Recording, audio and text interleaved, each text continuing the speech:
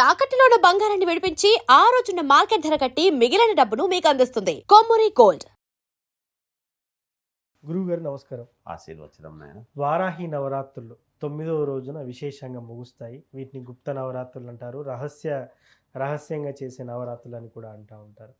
ముఖ్యంగా ఈ వారాహి నవరాత్రుల్లో 9వ రోజు విశేషంగా ఎవరైతే ఈ 9 రోజులు చేయలేని వారు ఉన్నారో 9వ రోజు ఏం చేస్తే బాగుంటుంది, దానివల్ల వచ్చే ఫలితం ఎటువంటి ఫలితం ఉంటుందంటారు?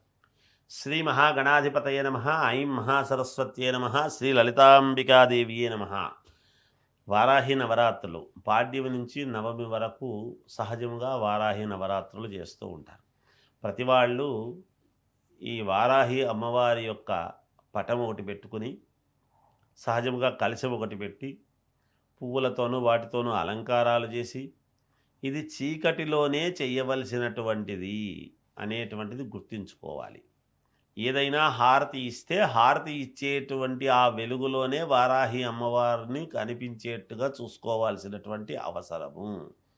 లైట్లు వేసి జిగజిగా వెలుగులన్నీ పెట్టి చేస్తే ఉపయోగం లేదు. వారాహి అమ్మవారిని, ఎందుకంటే గుప్త నవరాత్రులు అనేటువంటి పదం ఎప్పుడైతే మనం వాడుతున్నామో లోపల చీకటిగా దీపారాధన వెలుగుతోనే అమ్మవారిని ఆరాధించటం అనేటువంటిది అవసరం. మామూలుగా ఈ పాడ్యం నుంచి నవమి వరకు కూడా చేసుకోవడం జరుగుతుంది.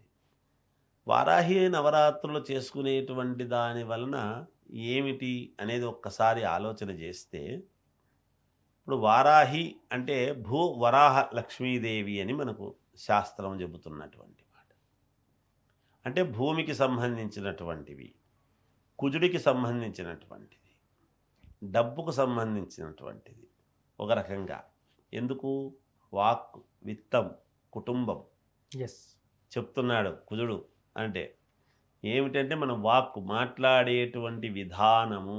ఒక పని కావాలి అంటే మనం ఆయన చాలా పద్ధతిగా మాట్లాడతాడండి, ఆయనకి ఇది ఇవ్వకపోతే మనకు బాగుండదు అని వీరి దగ్గర లేకపోయినా ఆయనకి ఇవ్వాలండి, అప్పుగా ఇవ్వండి మళ్ళీ ఇస్తాను, ఆయనకి ఇకపోతే నాకు కాదు, ఎందుకో నా మనస్సుకి ఇవ్వాలనిపిస్తుంది అని ఎంత చెప్పినా వినకుండా ఇచ్చేటువంటి వాళ్ళు. ఎందుకు?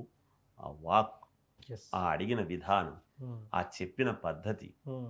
ఎప్పుడైనా వాక్ రూపకములోనే మనకు, అందుకే మనము గాయత్రి మాతను, మనము సరస్వతి అమ్మవారిని వాక్ దేవి అనేటువంటి పదంతో మనం మాట్లాడతాం. గాయత్రి మాతను కూడా మనం అనుష్ఠానం చేసేటువంటి విధానంలోనే మనకు ఫలితాలు వస్తాయి.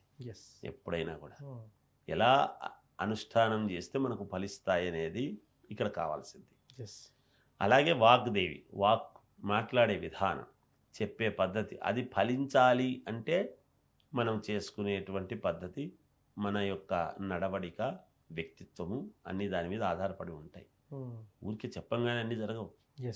చెప్పింది జరగాలి అంటే మనం ఏం పాటిస్తున్నాము అనేటువంటిది ఉండాలి. మనం చెప్పేటువంటి మాటలో ఎదుటివాడు వింటున్నాడు అంటే అమ్మవారి అనుగ్రహము దాని యందు ఉండాలి. అందువలన వాక్, విత్తం, ఐశ్వర్యం. ఐశ్వర్యం అంటే ఏమిటి? విత్తం అనేటువంటి మాట చెప్పడం వల్ల ఏమిటంటే వారాహి అమ్మవారికి చెప్పినటువంటివి ఇవన్నీ కూడా. విత్తం అంటే ఏమిటి? ధాన్యలక్ష్మి, ధనలక్ష్మి, ధైర్యలక్ష్మి, సంతానలక్ష్మి, విజయలక్ష్మి.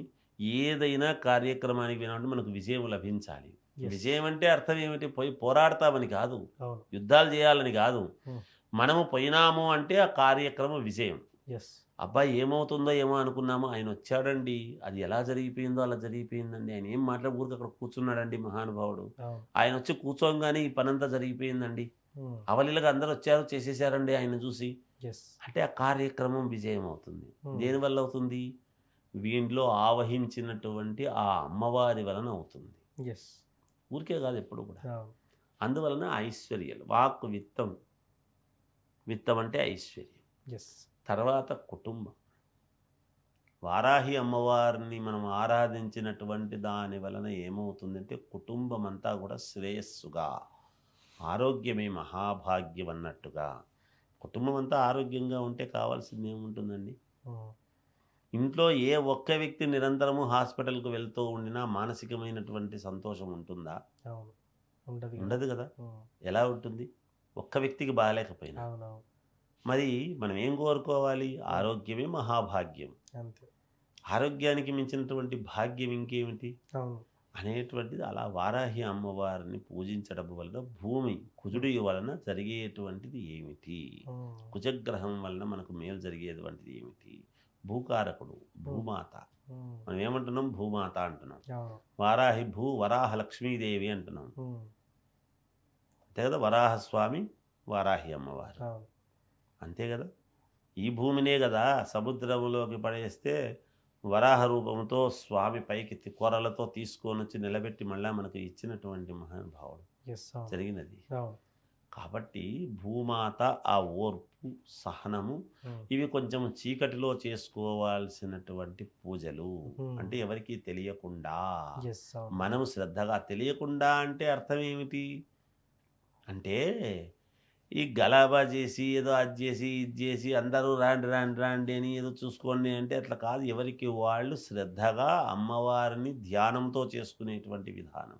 ఉమ్, ఈ డబ్బులు ఆర్థికమైనటువంటి ఇబ్బందులు ఉండేటువంటి వాళ్లకు, అవును. పంటలు సరిగ్గా పండక ఇబ్బంది పడేటువంటి మహనీయులకు, ఉమ్, ఏమి ఈ అప్పులు రుణబాధలు తీర్చుకోలేకపోతున్నామే, ఎలాగబ్బా బాధపడుతున్నాము అని అనుకునేటువంటి వాళ్లకు, ఉమ్, వీళ్ళందరికీ మరి వారాహి నవరాత్రులు 9 రోజులు మేము సరిగ్గా పాటించలేకపోయినామండి, ఉమ్, మరి నవమి నాడైనా ఏం చెయ్యాలి? ఉమ్, ఈ 9 రోజులు సరిగ్గా పాటించినా పాటించకపోయినా నవమి నాడు సంపూర్ణమైనటువంటి రోజైనా ఏం చెయ్యాలి? ఎస్, ఒక ఉన్నతమైనటువంటి వ్యక్తి వచ్చినాడంటే వచ్చినప్పుడు లేకపోయినా పోయే ముందు సరిగ్గా వెళ్ళిపోయే ముందన్నా మనం రావాలి కదా, వచ్చి ఆయన్ను గౌరవించుకోవాల్సిన ధర్మం ఉంది కదా. అవును.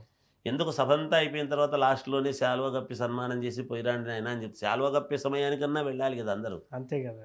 కూడాలి కదా. దానికి వచ్చినాడులే సమయానికి చివరి నిమిషంలో వచ్చి గౌరవించినాడు అనేటువంటి తృప్తి మనుషులకు ఉంటే భగవంతుడు అమ్మవారికి ఆమెకి ఎట్లుంటుంది? ఎస్, అవును. కనుక ఈ ఇబ్బందులు అనేటువంటివి అనేక రకాలుగా ఉంటాయి. సరిగ్గా పండగ ఇల్లు కావాలనుకునేటువంటి వాళ్ళు, ఉమ్, ముఖ్యంగా గృహం కావాలనుకునే వాళ్ళు, నేను బాగా కట్టుకోవాలి అని కోరికలు ఉంటుండేటువంటి ఎస్, వాళ్ళు, అవును. అవును. ఎక్కువ గంటల కొద్దీ పూజలు చేసుకోలేని వాళ్లకు, అవును. ఈ వారాహి నవరాత్రుల్లో నవమి నాడు మాత్రం, ఉమ్, నవమి రోజు ఉమ్, మనము దీంట్లో ఉమ్, చేయాల్సినటువంటిది ఏమిటి అంటే, ఉమ్, ఒక కందిపప్పు, ఓకే. కుజుడికి సంబంధించినటువంటి కందిపప్పు తీసుకొని, ఉమ్, గుమ్మడికాయ ఉమ్, కూష్మాండము ఉమ్, చిన్నది, ఓకే. మన ఎర్ర గుమ్మడికాయ, ఓకే. ఇంటి ముందు కట్టేది కాదు, అవును.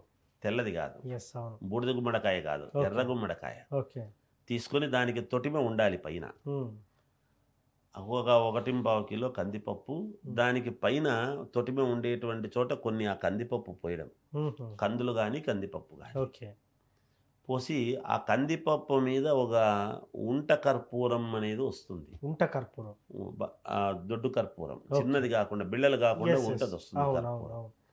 ఆ ఉంట కర్పూరము పెట్టి చివరిలో ఉమ్, అమ్మవారిని మనం మామూలుగా సహజంగా అష్టోత్తరము అది చేసుకొని అమ్మవారికి సంబంధించినటువంటిది పటం దగ్గర ఉమ్, పటం పెట్టుకొని కానీ, ఉమ్, లేదా విగ్రహం ఉంటే విగ్రహం పెట్టి కానీ ఉమ్, అమ్మవారికి పసుపు నీళ్లతో కడిగి ఉమ్, బొట్టు పెట్టి ఉమ్, అమ్మవారి అష్టోత్తరం ఒకటి చెప్పుకొని ఉమ్, మనకు మేలు జరగటానికి ఎస్, ఈ కందిపప్పు మీద గుమ్మడికాయ పెట్టి, గుమ్మడికాయ మీద కొద్దిగా కందిపప్పు మళ్ళీ పోసి దాని మీద ఉంట కర్పూరం పెట్టి ఉంట కర్పూరముతో హారతి ఇవ్వటం, ఓకే.